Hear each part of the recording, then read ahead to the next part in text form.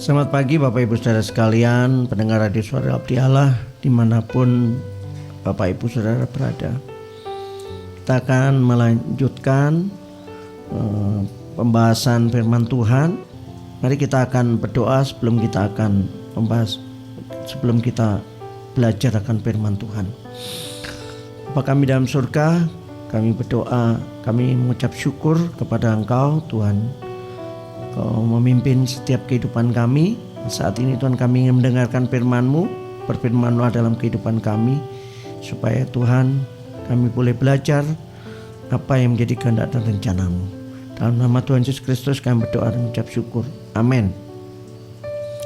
Kita akan membaca dalam Wahyu pasal yang kedua, ayat 8 sampai ayat 11. Dalam satu perikop judul yang diberikan oleh PLAI adalah kepada jemaat di Smyrna.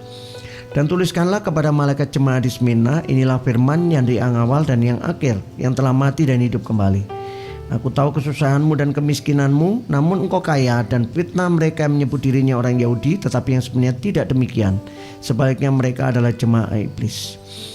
Jangan takut terhadap apa yang harus engkau derita.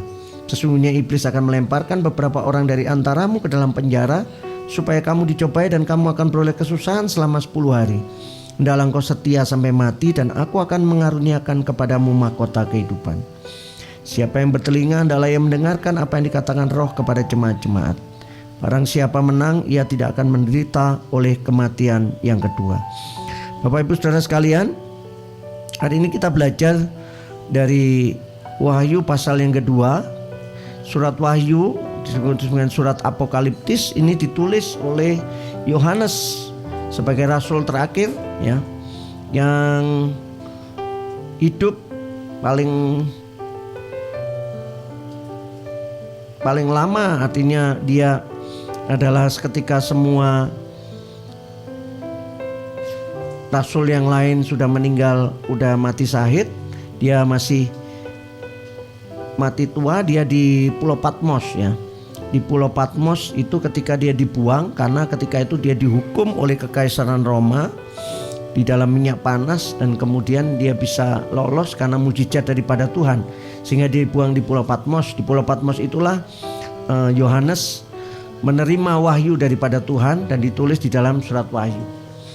Bapak Ibu Saudara sekalian, kalau kita lihat di dalam pesan Yesus, ya, yang menyatakan dirinya dalam penglihatan di Pulau Patmos kepada Yohanes, maka Yesus ini memberikan pesan kepada 7 jemaat yang dikembalakan oleh Yohanes di Asia Kecil. Ya, salah satu jemaat itu adalah jemaat Smyrna. Ada 2 jemaat yang diberikan pesan oleh Yesus tanpa ditegur, tidak ada teguran satupun, yaitu 2 jemaat, jemaat Philadelphia dan jemaat Smyrna. Jemaat Smyrna ini adalah jemaat yang ada di kota Smyrna. Kota Smyrna ini adalah kota terbesar kedua setelah Efesus pada zaman Kekaisaran Roma di Asia Kecil, ya. Jadi ibu kota daripada Asia Kecil dalam Kekaisaran Roma itu adalah di Efesus, dan Smyrna ini adalah kota terbesar yang kedua. Nah, kita akan belajar di sini dari apa yang disampaikan oleh Yesus kepada Yohanes yang ditulis di dalam surat Wahyu. Kita melihat siapa jemaat Smyrna ini dan siapa Yesus yang dinyatakan kepada jemaat Smyrna. Ini penting kita ketahui, karena setiap jemaat di mana Yesus memberikan pesan di surat Wahyu ini kepada Yohanes, dia memberikan satu pernyataan yang berbeda atas siapa Yesus itu, ya. Pernyataan ini adalah sesuai dengan keadaan daripada jemaat Smyrna. Kita melihat yang pertama adalah siapa Yesus yang dinyatakan kepada jemaat Smyrna. Pada ayat yang ke-8 dikatakan, inilah firman dari yang awal dan yang akhir, yang telah mati dan hidup kembali. Jadi ada 2 identitas daripada Yesus yang dinyatakan kepada jemaat Smyrna, ya.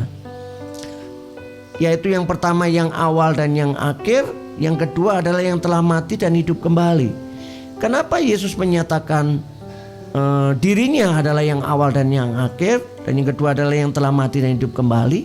Ini menjadi satu penghiburan kepada jemaat Smyrna yang sekarang sedang mengalami kesusahan ya dan kemiskinan ya.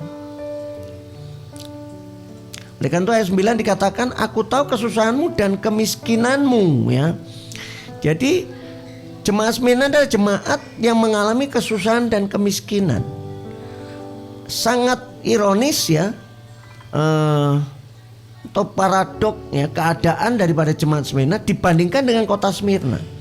Kota Smyrna adalah kota yang indah ya, kota yang dibangun oleh warga Smyrna ya, dengan satu keindahan sehingga kota ini dibentuk seperti mahkota ya. Dan kemudian kota ini dipersembahkan kepada kaisar dan dewa-dewi Romawi ya. Ini adalah menjadi sesuatu persembahan daripada masyarakat Smyrna kepada kekaisaran Roma.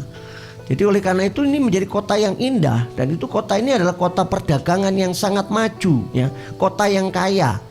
Dan bahkan orang Yahudi itu sangat menghargai kekaisaran Roma sehingga dia pernah menyumbangkan 10.000 dinar untuk membangun kota Smyrna. Jadi kota Smyrna ini kota yang kaya ya, kota yang makmur, kota yang indah. Tapi akan paradok dengan keadaan daripada jemaat Smyrna, karena di sini dikatakan susah dan miskin ya.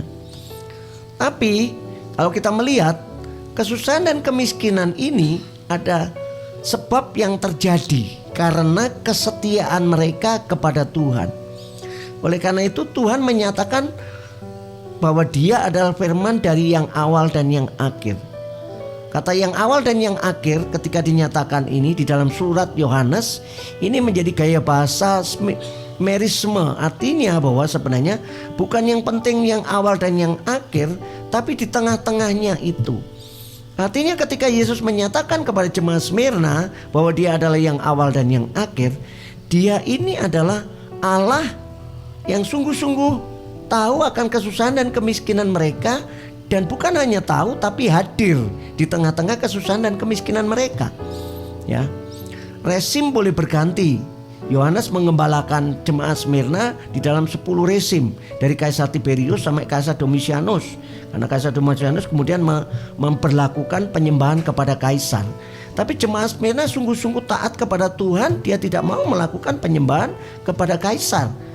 Karena yang patut disembah hanya Tuhan, hanya Yahweh ya, hanya Tuhan di dalam Yesus Kristus. Oleh karena itu, karena kesetiaannya ini, mereka menjadi jemaat yang susah dan miskin. Tapi satu penghiburan di dalam kehidupan dan jemaat Smyrna bahwa Yesus menyatakan yang awal dan yang akhir. Artinya bukan hanya Dia tahu, tapi Dia hadir di dalam setiap keadaan mereka ya. Oleh karena itu dikatakan di situ, aku tahu kesusahan dan kemiskinanmu, namun engkau kaya. Kemudian yang ketiga adalah bicara mengenai dan fitnah mereka ya. Yang kedua, hal yang dinyatakan kepada jemaat Smyrna bahwa Yesus itu ada yang telah mati dan hidup kembali ya. Apa yang dinyatakan dalam telah mati dan hidup kembali ini, dalam satu buku dijelaskan bahwa sebenarnya Yesus menyatakan ini, Dia mau menyatakan bahwa Yesus adalah satu pribadi yang telah menang, itu menang atas kesulitan, menang atas peperangan. Kalau menang itu pasti sudah melalui peperangan, sudah melalui masalah, melalui kesulitan. Kalau kita tidak melalui kesulitan, tidak melalui penderitaan, melalui peperangan, maka tidak bisa dikatakan menang. Sehingga ada bekas-bekas ya. Maka dikatakan yang telah mati. Yang telah mati karena apa? Ya karena luka-luka ya. Karena bekas-bekas daripada luka yang membuat Yesus mati secara fisik ya kan. Sehingga akhirnya Dia menyatakan bahwa sebenarnya aku ini sudah menang karena sudah hidup kembali. Tapi bukti kemenangan itu menjadi sesuatu yang valid ya, fakta ya, fakta yang valid. Kenapa? Karena ada bekas-bekas daripada peperangan, ada bekas-bekas dari penderitaan. Maka dikatakan yang telah mati. Jadi ini juga satu penghiburan kepada jemaat Smyrna, bahwa jemaat Smyrna mengalami kemiskinan, mengalami kesusahan, dan mengalami fitnah juga. Jadi masalah-masalah bersilih berganti dalam kehidupan jemaat Smyrna, tapi Yesus memberikan penghiburan. Aku sudah menang atas masalah yang berat sekalipun, penderitaan, kesulitan. Artinya bahwa sebenarnya aku yang hadir dalam kehidupan kamu adalah aku yang menang. Oleh karena itu engkau juga akan mengalami kemenangan ya.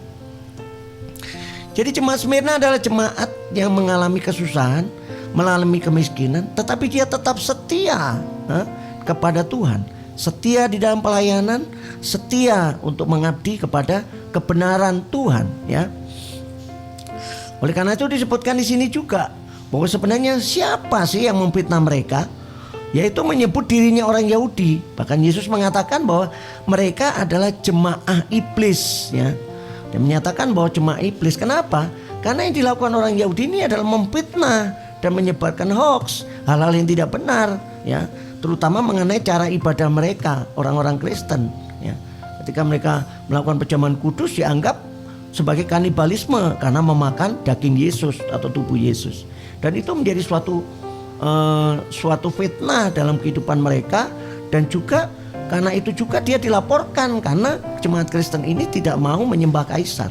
Padahal Yahudi pun juga gak mau menyembah kaisar, karena Yahudi sejak religiusita, perjanjian antara pada waktu zaman Kaisar Agustus sebelumnya juga, maka orang Yahudi ini dihormati di dalam penyembahannya kepada Yahweh, ya. Di dalam ritual-ritual agama Yahudinya semuanya dihormati, dan dia sungguh-sungguh tidak mau kompromi gitu. Kalau dia tidak melakukan itu, tidak boleh melakukan itu, maka dia akan melawan, ya. Kalau kita melihat perjuangan dari Makabe, ya, Yudas Makabe, kita melihat perjuangan dia adalah ketika kemudian ada kemarahan karena bait suci dikotori, ya. Bait suci ditaruh babi, ya, sebagai korban, dan kemudian ditaruh juga Dewasius. Itu menjadi kemarahan dari orang Yahudi. Karena orang Yahudi sangat menghargai Taurat, menghargai keagamaan mereka, ritual-ritual keagamaan mereka, dan mereka hanya menyembah Yahweh sebagai Allah yang esa. Dan ini menjadi suatu perjanjian antara Roma. Jadi dia mau tidak melawan Roma, tidak melakukan kerusuhan, tidak mau memberontak, asalkan orang Yahudi dihormati di dalam penurutannya kepada hukum Taurat dan kepada penyembahannya kepada Yahweh sebagai Tuhan yang esa. Itu yang membuat akhirnya orang Roma tidak bisa memaksa orang Yahudi menyembah kaisar, tapi asalkan mereka memberikan penghormatan. Nah, penghormatan itu dalam bentuk adalah ketika membangun, salah satunya ada membangun kota Smyrna itu kan. Nah, tapi kan kalau misalnya dia mau nggak menyembah kaisar, mestinya dia juga memahami juga orang Kristen tidak mau menyembah kaisar. Tapi itu pun dilaporkan kepada orang-orang Yahudi, sehingga orang-orang Kristen jemaat Smyrna mendapatkan satu kesulitan menghadapi satu aniaya dan hukuman, dan bahkan dimasukkan ke dalam penjara ketika mempertahankan kebenaran, mempertahankan iman mereka di hadapan Tuhan. Tapi ayat 10 dikatakan, jangan takut terhadap apa yang harus engkau derita. Sesungguhnya iblis akan melemparkan beberapa orang dari antaramu ke dalam penjara, supaya kamu dicobai dan kamu akan beroleh kesusahan selama 10 hari. Ini satu penghiburan juga. Yang pertama, jemaat Smyrna mengalami kesulitan dan masalah. Yesus menyatakan dirinya sebagai yang awal dan yang akhir, dan yang telah mati dan hidup kembali. Yesus tahu apa yang dialami mereka, ya. Tapi dia menyatakan bahwa apa yang dialami mereka, meskipun mereka mengalami kesusahan, mereka hanya mengalami 10 hari. Apa maksud daripada 10 hari? Ini adalah gaya bahasa, arti 10 hari itu adalah genap. Jadi artinya tidak selamanya, ada batasnya. Kesusahan itu ada batasnya. Oleh karena itu batasnya kapan? Hendaklah engkau setia sampai mati. Jadi batas penderitaan kita adalah kematian. Kenapa? Karena ketika kematian itu terjadi, maka Tuhan akan mengaruniakan mahkota kehidupan. Artinya masalah itu akan ada batasnya. Meskipun kamu mengalami masalah di bumi, kalau engkau setia kepada Tuhan, maka pada saatnya engkau akan mendapatkan mahkota kehidupan. Nah, jadi kemudian hal yang terakhir adalah, oleh karena itu Yesus mengatakan, barang siapa menang, ia tidak akan menderita apa-apa oleh kematian yang kedua. Jadi artinya bahwa sebenarnya kemenangannya adalah kemenangan ketika jemaat Smyrna itu setia sampai mati. Kesetiaan itu batasnya apa? Batasnya adalah kematian. Karena setelah kematian itu semua masalah berlalu. Setelah masalah selesai, mendapatkan mahkota kehidupan, dan kita tidak akan mendapatkan masalah selama-lamanya. Tapi kalau kita tidak benar-benar setia kepada Tuhan, kita tidak benar-benar setia beriman kepada Dia ya sebagai Tuhan dan juru selamat kita, di dalam pengiringan kita kepada Tuhan selama hidup kita, dalam penderitaan dan masalah yang kita hadapi kita tidak setia, maka kita akan mengalami kematian yang kedua. Seringkali orang menyatakan, nggak apa-apa, senang-senang di dunia ya kan, nanti kemudian kan selesai mati. Nah, jangan salah, bukan selesai ya kan.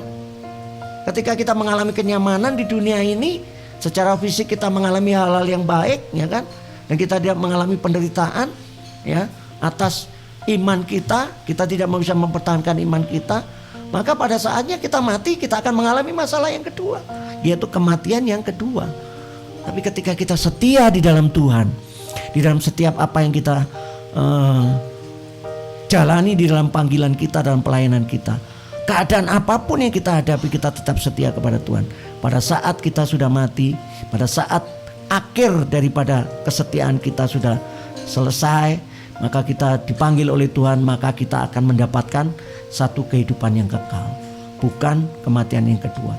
Jadi hidup kekal, surga itu sudah berkat yang cukup bagi kita, yang membuat kita tahu bahwa sebenarnya apa yang kita alami di dalam hidup kita di dunia, segala kesetiaan dan kesulitan kita, itu akan berakhir pada saat kita mati dan kita bertemu dengan Tuhan Yesus yang ada di surga. Bapak Ibu Saudara sekalian, kita mengingat ada satu tokoh gereja yaitu Polikarpus. Ternyata Polikarpus ini adalah seorang jemaat Smyrna. Pada waktu surat ini ditulis, dia membaca surat ini, dia waktu itu menjadi jemaat Smyrna. 60 tahun kemudian, ketika kemudian dia menjadi uskup pemimpin gereja di Smyrna ya, dia mengalami satu masalah yang berat. Masalah apa? Dia diminta untuk menyangkal Kristus.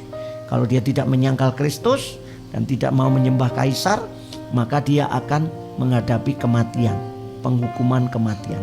Bahkan dia akan dibakar ya. Tapi ini adalah contoh jemaat Smyrna. Dia mengatakan apa? Yesus dalam 80 tahun dia tidak berlaku setia kepada saya. Mengapa aku harus mengakhiri kesetiaanku kepada Tuhan? Hanya karena api. Karena api itu membakar aku, itu hanya beberapa jam saja mati. Tapi kemudian kalau kita tidak benar-benar beriman kepada Yesus, maka pada waktunya kita akan menghadapi api yang kekal, api neraka. Silakan bakar ya. Dan kemudian akhirnya dia tidak mau menyangkal Kristus, maka kemudian dia akhirnya dibakar. Dan siapa yang membantu dalam pembakaran ini? Salah satunya adalah orang Yahudi ya. Orang Yahudi orang Yahudi mengumpulkan kayu-kayu api untuk membakar Polikarpus. Dan Polikarpus dibakar pada waktu hari Sabat Yahudi. Ironis sekali ya. Di kebencian daripada orang Yahudi ya, makanya dikatakan sebagai jemaat iblis tadi kepada jemaat Kristen Smyrna waktu itu. Ironis. Kenapa? Karena pada waktu dia mencobai Yesus ya, Yesus ditegur karena tidak menaikkan pada waktu hari Sabat dia tidak berhenti kerja ya kan. Kan dia selalu dipojokkan mengenai hari Sabat. Tapi justru pada waktu Polikarpus dibakar, orang-orang Yahudi lah yang mengumpulkan kayu untuk membakar dia. Bapak Ibu Saudara sekalian, kesulitan kita akan banyak terjadi dalam kehidupan kita di dunia ini. Bahkan mungkin kita mengalami kesulitan dari orang-orang yang seiman dengan kita ya. Kita mengalami fitnah, kita mengalami aniaya dari teman kita yang terdekat dan sebagainya ya. Kalau orang luar menganiaya kita, memberikan kesulitan kepada kita dan sebagainya, itu kita masih bisa ini. Tetapi kalau misalnya ada orang yang di dalam kemudian akhirnya menganiaya kita, memberikan masalah dalam hidup kita, yang seringkali kita mengalami kepahitan ya, kita mengalami kesedihan dan sebagainya. Tapi ingat, ini menjadi sesuatu hal yang menjadi penghiburan bagi kita ketika kita belajar jemaat Smyrna. Kita harus setia sampai mati. Apapun yang kita hadapi, kita harus setia sampai mati. Karena kita tidak akan menghadapi kematian yang kedua, bahkan kita mengalami mahkota kehidupan. Kita yang selalu ingat bahwa Allah itu adalah Allah yang tahu atas setiap kesulitan kita, dan Dia hadir di setiap kesulitan kita. Dan Dia tahu bagaimana Dia menolong kita. Kalau memang penderitaan itu masih kita alami, pasti ada batas waktu yang sudah Tuhan tentukan untuk menyatakan pertolongan pada waktunya. Demikian juga Allah adalah Allah yang sudah menang. Artinya setiap masalah yang kita hadapi, maka masalah itu akan berakhir dengan kemenangan. Nama Yesus, nama Tuhan yang dimuliakan. Sedemikian jauh apa yang kita bisa pelajari pada hari ini. Biarlah ini menjadi berkat bagi pendengar radio Suara Abdi Allah dimanapun berada. Puji Tuhan. Mari kita berdoa. Bapa kami dalam surga, kami mengucap syukur pada hari ini. Kami sudah belajar mengenai jemaat Smyrna. Kami belajar Tuhan bahwa sesungguhnya dalam kehidupan kami tidak selamanya kami mengalami hidup yang enak, tapi kami akan mengalami kesusahan dan kesulitan. Tapi ketika kami menghadapi itu semua Tuhan, ketika kami mengalami masalah, bahkan ketika kami mengalami masalah, mengalami fitnah, tuduhan dari orang-orang yang terdekat dengan kami, Tuhan, biarlah Tuhan kami tetap melihat kepada Engkau Tuhan. Kami tidak menyangkal Engkau Tuhan. Kami tetap Tuhan melakukan kebenaran firman-Mu. Karena barang siapa setia sampai akhir, kami akan mendapatkan mahkota kehidupan. Ini adalah jaminan pemeliharaan. Ini adalah jaminan pertolongan yang Kau berikan kepada kami semua, anak-anaknya yang Tuhan yang setia kepada Engkau. Terima kasih Tuhan, terima kasih. Kami percaya Tuhan keadaan dunia tidak semakin baik. Kami percaya juga Tuhan keadaan Indonesia tidak semakin baik. Tapi Tuhan di dalam setiap keadaan, di setiap pemerintahan yang ada, di setiap resim yang ada Tuhan di bumi Indonesia ini, kami percaya Tuhan Engkau ada di setiap penderitaan kami. Engkau ada di setiap masalah kami. Ini yang menghibur kami, ini yang menguatkan kami, sehingga kami tetap setia melakukan apa yang menjadi rencana dan kehendak-Mu. Dan nama-Mu senantiasa dimuliakan melalui kehidupan kami. Di dalam nama Tuhan Yesus Kristus kami berdoa dan mengucap syukur. Amin.